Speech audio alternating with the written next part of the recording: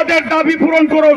দীর্ঘদিন যাবৎ কুমিল্লা অবহেলিত, আমাদের শিক্ষা সংস্কৃতি শহর কুমিল্লা, এই কুমিল্লাকে যদি বিভাগ না দেওয়া হয় তাহলে আমরা যে আগে যে বঞ্চিত ছিলাম এখনো বঞ্চিত থাকবো, কিন্তু এটা হতে পারে না।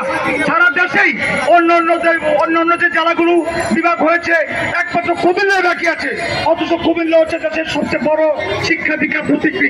আমি আর কথা না বাড়িয়ে আজকে যারা উপস্থিত আছেন তাদের প্রতি কৃতজ্ঞতা জানাচ্ছি এবং যারা সাংবাদিক বাইরে আছেন সরকারকে সাধু আবেদন জানাচ্ছি, অনতি বিবিধ বিভাগ দাবি বাস্তবায়ন করে আমাদের পূরণ করুন। সবাইকে ধন্যবাদ। সম্মানিত উপস্থিতি, এই পর্যায়ে বক্তব্য রাখার অনুরোধ করছি ব্রাহ্মণবাড়িয়ার কৃতি সন্তান, পাঞ্চানপুর থানা কল্যাণ সমিতির নেতা এবং বৃহত্তর কুমিল্লা সোসাইটির প্রশ্রী শাখার সংগ্রামী সভাপতি লায়ন এনামুল হক বাবলুকে।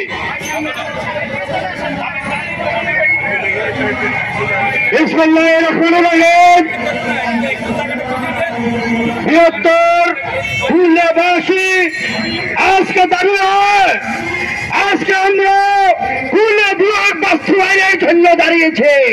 আমাদের অধিকার, আমাদের এই অধিকার থেকে কেউ আমাদেরকে বিচ্ছিন্ন করতে পারবে না।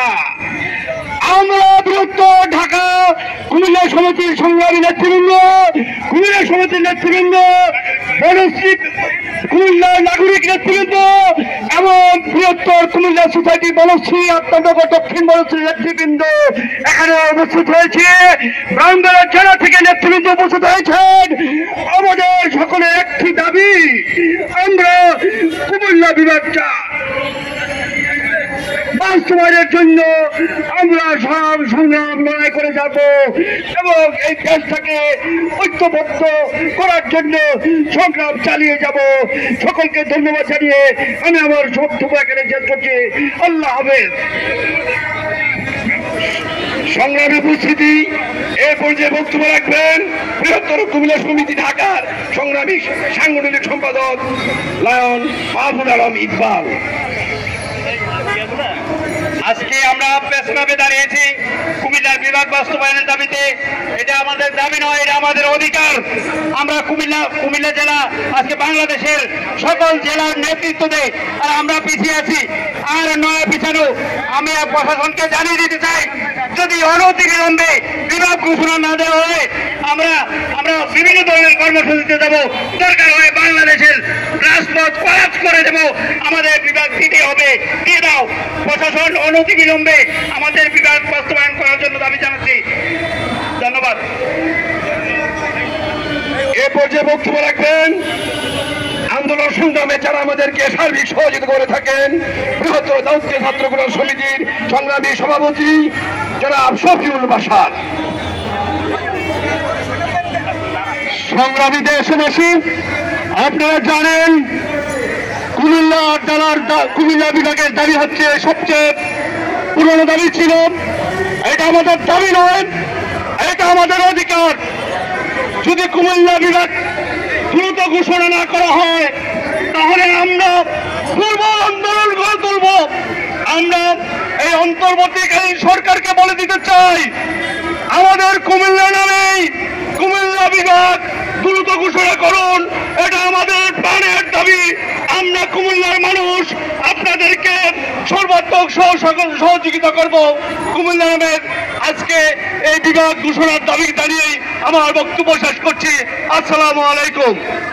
সংগ্রামী সাথী বন্ধুগণ, এ পর্যায়ে বক্তব্য রাখবেন বিশিষ্ট রাজনীতিবিদ প্রকৌশলীদের অন্যতম নেতা ইঞ্জিনিয়ার কাজী সাখাওয়াত হোসেন।